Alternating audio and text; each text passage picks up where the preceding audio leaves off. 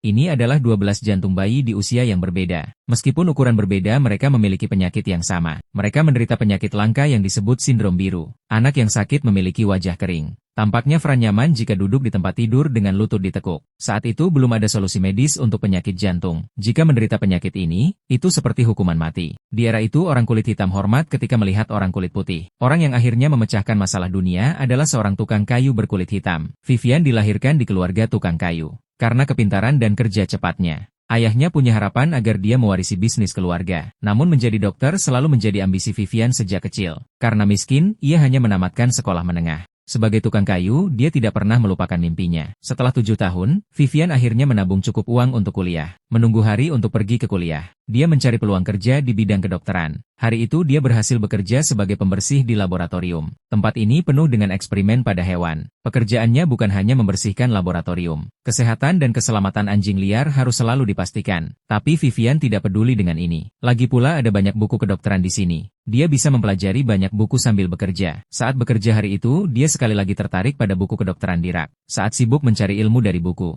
Profesor melihat pemandangan ini dari jendela. Dia tidak marah pada petugas kebersihan berkulit hitam. Sebaliknya dia memberinya pertanyaan dasar medis. Tapi Vivian bisa menjawab dengan lancar. Lalu Profesor menguji tangannya. Biarkan dia menyusun tabung reaksi sebelum operasi. Lihatlah betapa mudahnya Vivian melakukannya. Profesor meningkatkan kesulitannya. Dia melakukannya dengan tangannya yang lain. Tanpa diduga, Vivian mampu melakukannya dengan mudah. Dia juga dapat meletakkan tabung secara bersamaan. Tidak hanya itu saja, dia bisa melakukan dengan kedua tangan. Jepit penutup yang lebih kecil dari tabung itu. Kemudian masukkan ke dalam mulut botol secara akurat. Ini mengejutkan sang profesor saat itu juga. Banyak yang sudah berlatih, tapi belum mencapai kestabilan ini. Ini seperti tangan pemberian Tuhan yang lengkap dengan pisau bedah. Penyembuhan shock. Lalu Profesor bertanya apa nama alat di sebelahnya. Dia tidak menyangka alat yang tidak biasa dan sangat sulit ini. Dia juga tahu nama alat itu. Profesor merasa seperti telah menemukan dunia baru. Akhir pekerjaan untuk hari ini. Vivian mendapat jas putih. Mulai sekarang dia bukan lagi seorang pembersih. Tapi, ia menjadi asisten profesor. Melihat dirinya di cermin mengenakan jas putih, Vivian tidak bisa menyembunyikan kegembiraannya. Akhirnya selangkah lebih dekat menuju mimpinya. Untuk mengikuti jejak profesor, dia bahkan membaca buku dalam perjalanan pulang. Profesor berencana melakukan operasi pada seekor anjing. Ia meminta Vivian menimbang agar dapat menghitung dosis. Tanpa diduga,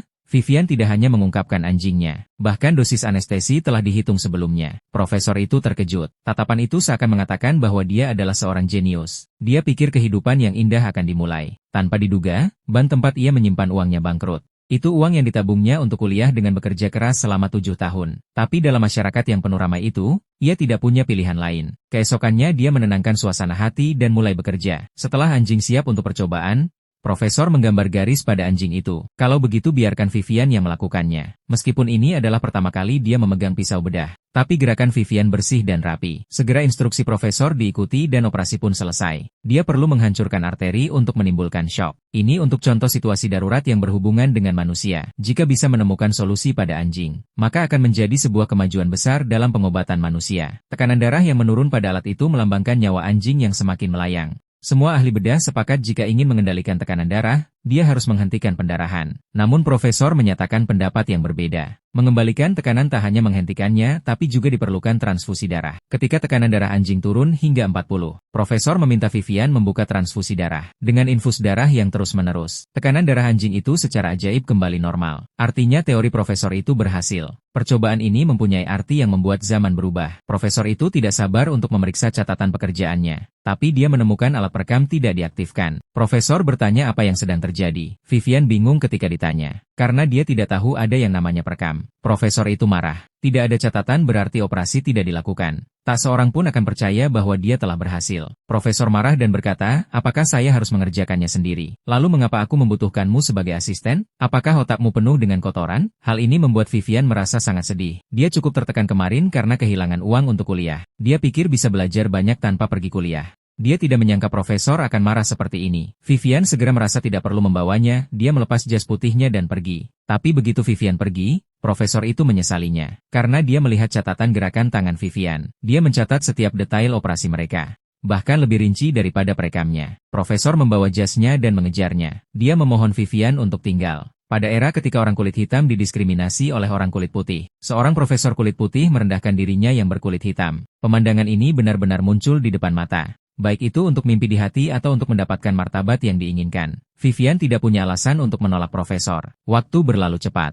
Keduanya telah bekerja sama selama 12 tahun. Perang Dunia Kedua terjadi. Penelitian mereka telah berhasil menyelamatkan nyawa ribuan tentara. Profesor tersebut telah mendapatkan reputasi tinggi dan berhasil masuk Johns Hopkins untuk melanjutkan penelitian. Ini adalah tempat impian para medis sepanjang hidup mereka. Ini merupakan istana bagi para medis. Profesor mengadakan pesta perayaan di rumah pada hari itu. Ia berbagi kegembiraannya dengan bangga di atas panggung. Vivian hanya menjadi pelayan di tengah acara. Jika tidak, dia tidak akan bisa memasuki ruangan. Ini merupakan hasil penelitian mereka berdua. Profesor itu bahkan tidak menyebutkan nama Vivian. Hal ini membuat Vivian merasa sangat tidak nyaman. Apakah dunia ini begitu tidak adil? Apakah salah jika tetap berpegang teguh pada impian? Dia pulang ke rumah dalam keadaan kelelahan. Yang menyambutnya adalah keluh kesah istrinya. Sebuah keluarga meninggalkan kampung halaman demi mimpinya. Tapi uang yang didapat tidak cukup untuk menghidupi keluarganya. Sekarang profesor memiliki nama dan kekayaan. Dia berakhir seperti ini. Menghadapi keluhan istri, Vivian menghiburnya bahwa semuanya akan baik-baik saja. Bukankah suatu hal yang baik untuk bekerja dengan profesor di Hopkins? Ini adalah kesempatan yang berharga. Itu pilihan yang dia buat dalam mengejar impiannya sendiri. Keesokannya, Vivian mengikuti profesor ke Hopkins. Dia pikir ini adalah kuil para profesional medis. Orang kulit hitam mungkin diperlakukan berbeda. Tapi dia belum memasuki pintu. Vivian dihentikan oleh penjaga keamanan. Profesor menjelaskan bahwa dia adalah asistennya. Tidak peduli apapun orang kulit hitam itu. Jika ingin masuk, dia harus melalui pintu belakang. Melihat patung yang melambangkan kesetaraan dan kebebasan, Vivian merasa sangat ironis. Namun dia tidak berdaya menghadapi situasi ini. Dia bisa masuk melalui jalur hitam. Setelah akhirnya masuk, melihat seorang pria kulit hitam berjalan dengan jas putih, semua staf medis menatapnya dengan aneh. Saat dia sedang membersihkan laboratorium, seorang profesor kulit putih datang. Berikan uang dan biarkan dia membeli kopi dan makanan. Vivian tidak ingin diperlakukan seperti ini lagi. Dia mengambil uang dan langsung mengembalikannya ke tangan profesor. Aku bukan budakmu. Dia berbalik dan meneruskan pekerjaannya. Profesor itu marah sehingga dia mengancam tidak akan membiarkannya. Tapi yang dia tidak tahu adalah betapa sombongnya dia sekarang.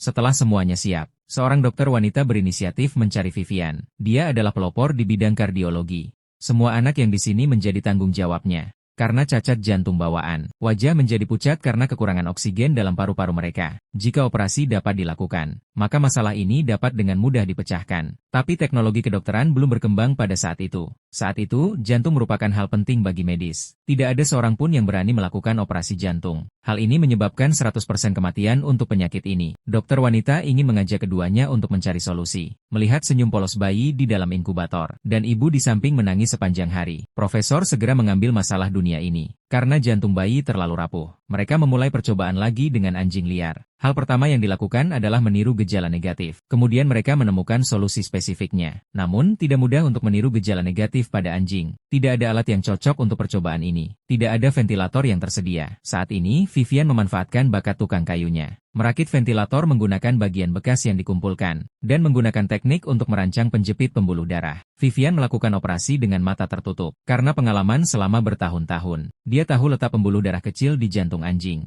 Bahkan tanpa melihat, dia dapat mencapai jahitan sempurna. Operasi ini membuat para mahasiswa tersebut kagum. Mereka berharap dapat bekerja dengannya di masa mendatang. Ini pertama kalinya menerima pujian secara langsung. Hal ini membuat Vivian merasa jauh lebih nyaman. Seorang pria kulit hitam bekerja dengan seorang dokter kulit putih. Bahkan wanita yang menyajikan makanan pun menghormatinya. Saat makan dia dapat bagian lebih banyak. Hal ini menimbulkan ketidakpuasan di kalangan kebersihan. Pria gemuk mulai mencibir pada Vivian. Bagaimana kalau mengenakan jas putih? Gaji yang diperoleh tidak sebesar gajinya. Ini membuat Vivian yang fokus pada penelitian tidak pernah memperhatikan gajinya. Dia selalu berpikir gajinya harus sebesar ini. Dia datang ke Personalia dan mendapati dirinya sebagai pegawai sipil tingkat pertama. Tapi gaji yang diterima merupakan gaji paling rendah. Karena dia berkulit hitam. Bekerja keras setiap hari tidak menghasilkan uang sebanyak tukang kebersihan.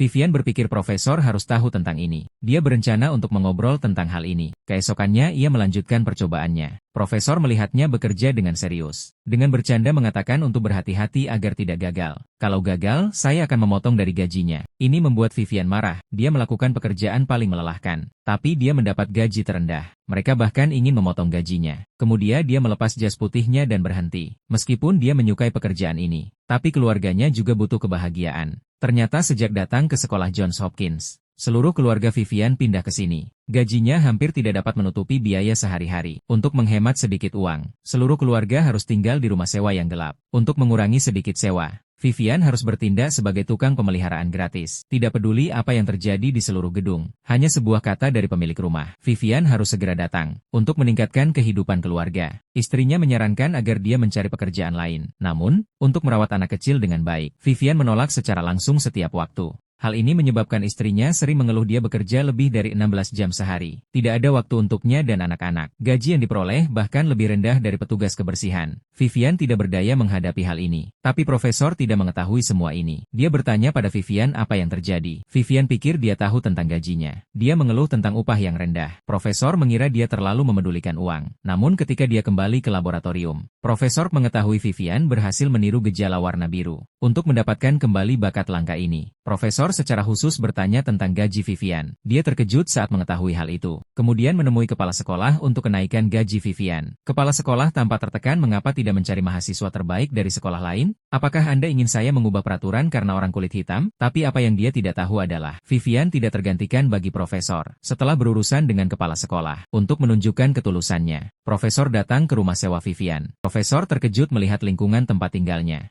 Ini pertama kali Profesor datang ke rumah setelah sekian lama. Istri Vivian melihatnya dan memarahinya. Hari ini matahari terbit dari barat. Profesor meminta maaf atas apa yang terjadi sebelumnya. Dia tidak hanya mendapat promosi dan kenaikan gaji untuk Vivian. Aku bahkan memberinya $300. Melihat sikap tulus sang profesor, gaji juga meningkat. Vivian kembali ke laboratorium yang dirindukannya. Sekarang mereka berhasil mereplikasi sindrom biru. Selanjutnya, mereka perlu menemukan rencana perawatan yang tepat. Setelah masa diskusi, Vivian mengusulkan rencana yang berani, memotong tulang selangka, dan gunakan alat untuk mengambil darah ke arteri. Ini akan mengatasi masalah kurangnya pasokan darah ke paru-paru. Meskipun operasinya sangat berisiko dan sulit, tetapi itu satu-satunya cara mengatasi penyakit ini. Jika tidak, anak dengan sindrom biru akan mati. Apakah metode ini akan berhasil? Mereka perlu melakukan percobaan pada anjing sindrom biru. Profesor menyelesaikan persiapan dan pemotongan arteri. Jahitan yang lebih sulit diserahkan kepada Vivian. Karena Profesor tahu teknik Vivian lebih halus dan terampil, Profesor bahkan menjadi asisten Vivian. Akhirnya, Vivian memenuhi harapan. Dia berhasil menjahit pembuluh darah dengan teknik jahitannya. Gejala biru pada anjing juga menghilang. Profesor tidak hanya memujinya sebagai mahakarya. Dia mengatakan tangan Vivian adalah tangan Tuhan. Percobaan telah mencapai hasil yang memuaskan. Profesor menemui orang tua bayi itu. Tanyakan apakah mereka bersedia anak mereka menjalani operasi. Meskipun aku tahu anak itu tidak punya banyak waktu lagi, tapi mereka tidak ingin mempertaruhkan nyawa anak mereka. Karena bimbang, mereka mendatangi pendeta dan meminta nasihat. Berkata mengubah struktur tubuh adalah penghujatan pada Tuhan. Profesor ingin membuat pendeta terkesan dengan hasil eksperimennya. Tetapi ketika dia membuka pintu, dia menyesalinya. Ternyata anjing yang berhasil diuji coba telah mati di pelukan Vivian. Ruptur pembuluh darah syunting melalui jahitan bedah. Laboratoriumnya berlumuran darah. Anjing itu juga kehilangan nyawanya. Menyaksikan anjing yang berhasil dieksperimen mati, Vivian menyarankan untuk mengakhiri percobaan ini. Namun Profesor tidak berniat menyerah. Dia berpikir dapat menemukan sumber masalahnya. Saat di rumah, Vivian memikirkan hal ini setiap hari. Dan malam itu Vivian bermimpi aneh. Anjing yang mereka uji telah tumbuh dewasa, tapi hatinya masih sekecil saat dia melakukan percobaan itu. Ini berarti mereka salah dalam menjahit lukanya. Jahitan tidak tumbuh seiring pertumbuhan pembuluh darah. Ini merupakan penyebab utama pecahnya pembuluh darah. Ketika menemukan masalahnya, dia bisa dapat solusinya. Profesor yakin hanya setengah pembuluh darah yang perlu dijahit. Dengan cara ini, sisi lainnya dapat tumbuh seiring pertumbuhan tubuh. Lalu mereka memulai babak baru percobaan. Kali ini Profesor masih membiarkan Vivian yang memimpin. Profesor berdiri di samping bertindak sebagai asisten. Hal ini mengejutkan semua dokter di rumah sakit. Karena ini bukan hanya operasi jantung. Dan dokter bedahnya adalah seorang pria kulit hitam. Vivian merasakan banyak tekanan. Dia menutup mata dan mencoba rileks. Dengan dorongan dari Profesor dan teknik terampilnya, percobaan itu berhasil sepenuhnya. Orang tua bayi akhirnya setuju untuk operasi. Untuk memastikan keberhasilan operasi, Profesor akan merekrut asisten bedah di sekolah kedokteran. Namun dokter yang hadir menolaknya. Hanya sedikit orang yang mau bersedia. Karena jika terjadi kesalahan selama operasi, karir mereka bisa hancur. Pemimpin menasihati Profesor agar berpikir sebelum bertindak. Pengaruh eksternal menyebabkan Profesor ragu terhadap dirinya. Dia tidak tahu apakah hal yang dilakukannya ini benar. Namun kondisi bayinya tidak dapat ditunda. Dia akhirnya memutuskan untuk mempertaruhkan semuanya. Untuk menjahit pembuluh darah dengan lebih baik, Vivian menciptakan alat khusus untuk tujuan ini. Saat jadwal berjalan, Manusia melakukan operasi jantung resmi tiba. Profesor membuat persiapan penuh untuk operasi itu. Tapi Vivian tidak bisa ikut karena dia berkulit hitam. Dia mendoakan semuanya agar operasinya sukses. Profesor hanya bisa mengangguk sebagai jawaban. Karena ini adalah operasi jantung yang belum ada sebelumnya. Jadi ruangan itu penuh dengan para ahli medis. Namun, ketika operasi dimulai, profesor yang melakukan operasi enggan memulainya. Tanpa Vivian di sisinya, dia kehilangan kepercayaan diri. Karena tanpa Vivian, operasi ini tidak akan terjadi. Akhirnya, profesor keluar tanpa mempedulikan semua orang. Hal ini membingungkan semua orang yang hadir. Ketika dia mendengar bahwa itu adalah peraturan rumah sakit, profesor itu mengambil mikrofon dan berteriak agar Vivian datang ke meja operasi. Mendengarkan panggilan profesor, Vivian bergegas ke meja operasi. Melihat seorang pria kulit hitam datang ke meja operasi, membuat para dokter yang hadir mencemoohnya. Namun, profesor dan Vivian mengabaikan mereka. Setelah semuanya siap, operasi resmi dimulai. Meskipun profesor adalah dokter bedah utama, tapi setiap langkah dia berbalik untuk menanyakan pendapat Vivian. Tunggu sampai langkah kritis. Alat Vivian berguna sebelum operasi. Dengan alat khusus yang dirancangnya, operasi yang belum pernah terjadi ini berhasil diselesaikan. Profesor mengumumkan operasinya selesai. Wajah bayi itu perlahan berubah dari biru menjadi merah muda. Ini berarti operasi mereka benar-benar sukses. Profesor mendapat banyak perhatian saat keluar dari ruang operasi. Sebagai seorang berkulit hitam, Vivian membuat sebagian orang iri. Beberapa orang mulai berbicara di belakang profesor. Menurutnya Vivian adalah penyelamatnya. Dia bukan apa-apa tanpa Vivian. Hal ini membuat profesor merasa sangat tidak nyaman. Dia mengira Vivian menghalangi cahayanya. Saat diwawancarai oleh media, profesor dan semua asisten berdiri untuk berfoto. Vivian tidak diizinkan naik panggung. Nama Vivian bahkan tidak disebutkan selama proses. Vivian hanya bisa berdiri dan menonton dari jauh. Setelah majalah itu terbit, foto kepala profesor memenuhi seluruh sampul majalah. Semua isi di dalamnya adalah pujian untuk profesor. Namun, semua isinya tidak ada nama Vivian. Hal ini membuat Vivian sangat kesal. Dia pikir itu kesalahan majalahnya. Untuk mengetahui apakah profesor menganggapnya rekan. Ketika profesor sedang mengadakan pesta rekan kerja, Vivian menyelinap ke pesta dengan menyamar sebagai pelayan. Setelah memasuki tempat pesta, dia bersembunyi di balik tanaman. Profesor yang sukses berbicara dengan fasih di panggung. Dia mengucapkan terima kasih ke semua orang yang ikut operasinya. Hal ini membuat Vivian benar-benar tenang. Dia bingung mengapa profesor memperlakukannya seperti ini. Karena kecewa dengan profesor, semua fantasi indah hancur dalam sekejap. Hanya dia yang bisa mengerti perasaan ini. Vivian yang mengalami kecewa memilih untuk menyerah pada mimpinya. Dia menyerahkan surat pengunduran diri kepada profesor. Profesor itu tampak bingung, seolah-olah dia adalah korban. Sampai Vivian mengakui seluruh cerita tentangnya. Profesor menjelaskan bahwa ini adalah hukum zaman. Masyarakat tidak dapat menerima keberhasilan orang kulit hitam. Mata Vivian membelalak sesaat. Vivian dapat memahami penolakan masyarakat, tapi dia tidak bisa mengerti penolakan profesor. Bukankah sudah cukup aku telah bersamamu bertahun-tahun? Apakah begini caramu membalas budiku? Namun, Vivian terlalu malas untuk menjelaskan kepadanya. Ia ingin masuk sekolah kedokteran agar mendapat gelar formal. Namun, diberitahu bahwa dia harus belajar dari yang paling dasar. Tapi ia punya orang tua dan anak yang harus diurus. Waktunya tidak banyak untuk mengurus keluarganya. Dia tidak punya pilihan selain pekerjaan di bidang penjualan. Dengan kecerdasan dan koneksi yang terkumpul, penghasilannya lebih besar daripada dia menjadi dokter. Menjadi dokter selama 20 tahun tetap tidak punya apa-apa. Vivian membeli rumah dan mobil dari kerjaan barunya. Meskipun menghasilkan banyak uang, namun Vivian tampaknya tidak senang. Istrinya tahu dia masih memikirkan karir di bidang kedokteran, jadi dia mendorongnya untuk mengikuti kata hatinya. Semangat dari istrinya membuat Vivian merasa lega. Lalu dia datang ke kantor profesor dan meminta rekonsiliasi. Dua teman lama bertemu lagi. Tidak terlalu banyak kata. Vivian tidak lagi mengejar ketenaran dan kekayaan. Dia ingin berkonsentrasi pada bidangnya sendiri. 20 tahun telah berlalu. Vivian masuk sekolah kedokteran dari gerbang utama, dan memiliki kantor independen sendiri. Ia mendidik banyak dokter hebat untuk dunia. Peralatan bedahnya telah menyelamatkan banyak nyawa. Bertahun-tahun telah berlalu dalam sekejap. Profesor itu sudah sangat tua. Sekarang dia bekerja di Universitas Columbia. Dia berharap Vivian bisa pergi bersamanya. Keduanya bersama selama lebih dari 40 tahun. Namun Vivian menolaknya dengan sopan, karena dia sudah punya tempatnya sendiri. Profesor itu tidak dapat bertanya lebih lanjut. Saat berjalan, Vivian melihat foto profesor di dinding. Fotonya dipasang agar generasi mendatang dapat melihatnya. Dan sekarang Vivian tidak punya apa-apa. Profesor mengatakan dia memiliki beberapa penyesalan. Namun dia tidak bisa mengatakannya. Profesor itu meninggal dengan penyesalan malam itu. Tunggu sampai mendengar berita kematian profesor. Vivian duduk di pinggir jalan untuk waktu yang lama. Wajahnya tenang tapi hatinya sudah hancur. Dia dan profesornya adalah tuan dan pelayan. Mereka juga telah berjalan bersama selama puluhan tahun. Sekarang hanya dia yang tersisa. Semua keluhan dan dendam lenyap pada saat ini. Setelah tenang, Vivian terus mengabdikan dirinya untuk bekerja. Ia terus melatih generasi berbakat untuk perguruan tinggi tersebut. Bertahun-tahun kemudian, ia akhirnya mendapat pengakuan dari dunia. Menerima penghargaan tertinggi dari Johns Hopkins. Seluruh penonton berdiri dan bertepuk tangan kepadanya. Vivian mengatakan, sebagai orang kulit hitam yang lahir dalam kemiskinan, dia tidak menyangka akan menerima kehormatan sebesar itu. Dia sangat berterima kasih atas dukungan keluarganya. Terima kasih kepada semua teman yang hadir. Staf juga mengungkap foro yang disiapkan oleh sekolah untuknya. Dia akhirnya mendapatkan pengakuan semua orang melalui usahanya. Melihat foto dirinya tergantung di dinding bersama dengan foto lainnya, dan digantung di samping profesor. Vivian terharu sampai menangis. Benih yang ia tanam dalam hatinya telah tumbuh. Sekarang telah tumbuh menjadi pohon yang tinggi. Melihat sahabatnya yang telah menemaninya sepanjang hidup, hati Vivian dipenuhi emosi. Kemudian dia meninggalkan aula tersebut dengan keyakinan sang profesor.